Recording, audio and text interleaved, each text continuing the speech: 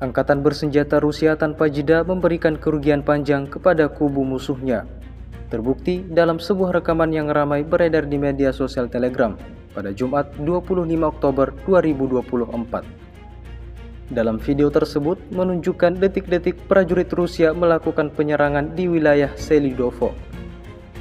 Di arah ini, pasukan Rusia menghancurkan kendaraan lapis baja dan pesawat tempur angkatan bersenjata Ukraina.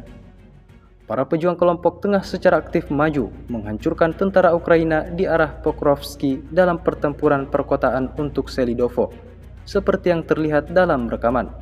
Serangan tepat mengenai sasaran dan memusnahkan kubu Ukraina.